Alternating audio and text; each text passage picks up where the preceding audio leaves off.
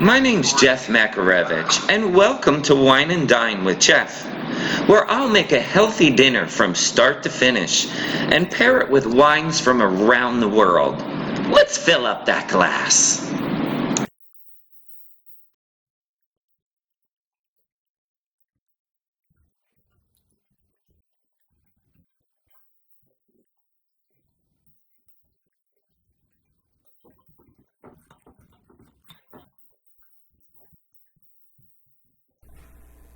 Hi, my name's Jeff Makarevich, and welcome to Wine and Dine with Jeff.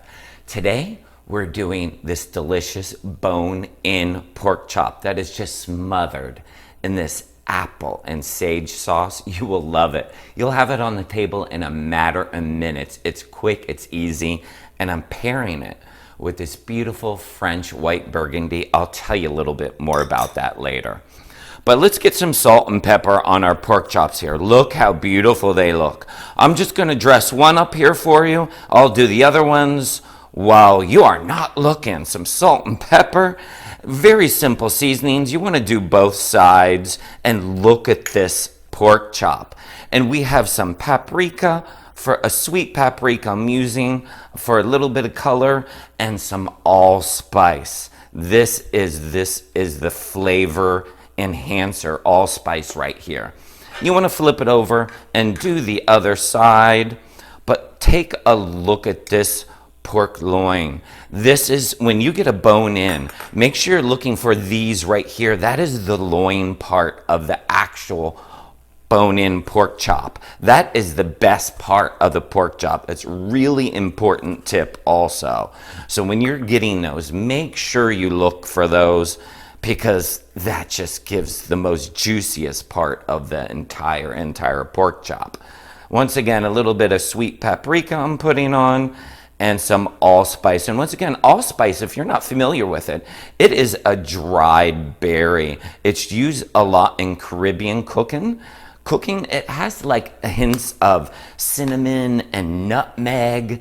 It will go perfect with the apples and sage. Let me dress up the rest of these and let's get them into the pan. Now that I have them all seasoned up, let's get them into the pan. Okay. Yes. Now I have this on a medium to a medium high. You want to watch, especially because of the paprika can burn. So you want to go not to a super high, and let that go now for about 2 to 3 minutes to give it a nice caramelization on each side, and then we're going to pull it out of the pan. They will not be finished yet. We'll finish them in that apple butter sauce and everything that we got going on. So while that is browning up, let's cut up some apples and onions.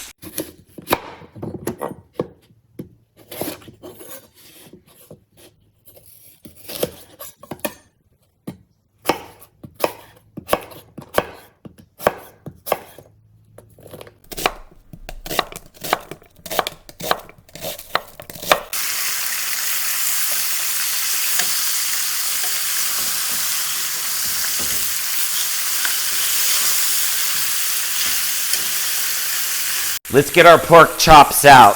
About 3 minutes each side.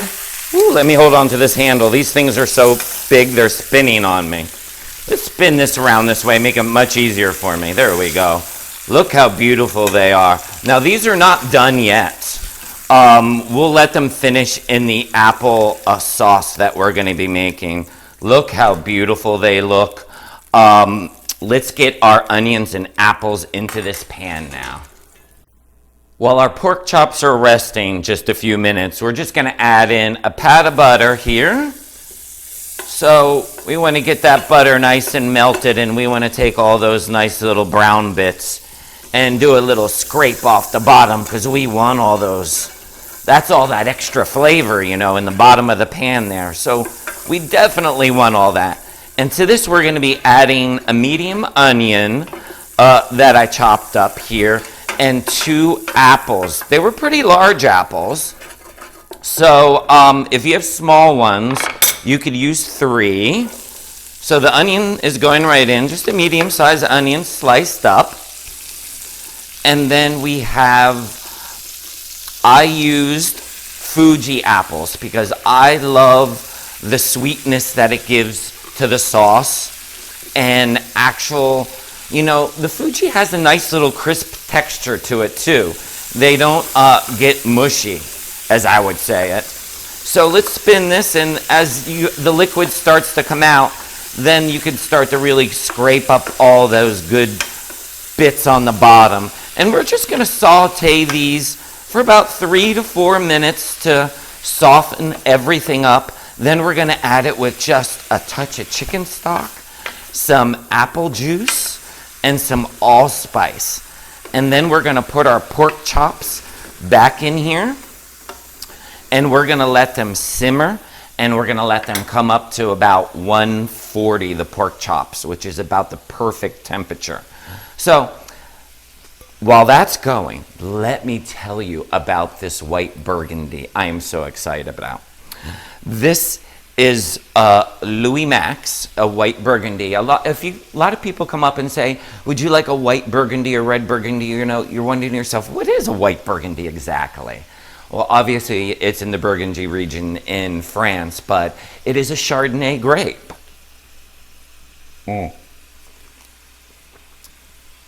This is such a beautiful wine. I'm getting hints of tangerine and pear with just a touch of of citrus. It's a really beautiful, beautiful wine. It will just pair perfectly with our pork and everything that we have going on. You will definitely love this one. I hope you try to find it. So we'll just let those sweat out. We'll get our chicken stock and our apple juice all ready to roll to throw in there. While our onions and apples are sauteing over here, let's get the little bit of sauce that we have together. I have some chicken stock, and all the exact ingredients are right down below in the description center, and some apple juice going here. A total of about a cup, half a cup of each, that is. And then to that, we want to add and bring everything together. We have a half a teaspoon of our allspice going in our stock here, along with apple butter. And if you guys are a little bit unaware of apple butter, it's just nothing but condensed apples and then a apple vinegar. So it just gives that perfect balance. So we'll just whisk this all together right here. So you got that savory from the stock and the sweetness from the apple juice and the apple butter and the allspice. It just goes perfectly. Now we'll add this to it right when it's ready. Our apples and onions have finished sauteing. Let's add that beautiful broth and apple juice liquid that we created with the allspice and the apple butter. That is just amazing. Now we want to nestle our pork chops right back down in here. Okay. And what you don't want to forget is that beautiful sage that we've got going too.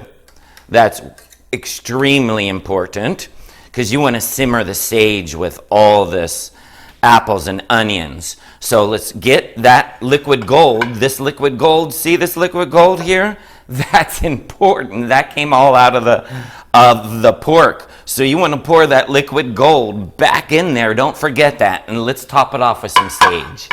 And we're just going to finish this off with some fresh sage. And I used about 12 leaves that I tore and just let to simmer in this luscious sauce for about 5 minutes, and check with your instant read thermometer and see if it's come to about 140 degrees. If it has, remove the pork. It will raise about another 5 degrees. So you'll probably be eating it at about 145, which I find is the perfect sweet mark for the best tender pork chops. I can't wait to try this. Before I dig in, I would first like to thank all my subscribers. And if you're not yet a subscriber, hit that subscribe button so you don't miss out on any of my recipes here at Wine and Dine with Jeff. And I can't wait any longer. I gotta try this bone-in pork chop. Yes.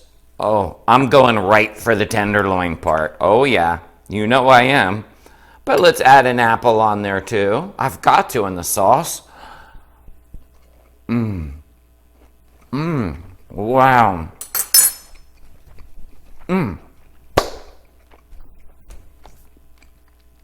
This was so easy, but so delicious. I can't wait for you to try this. Thanks for stopping by Wine and Dine with Jeff, and we'll see you next week.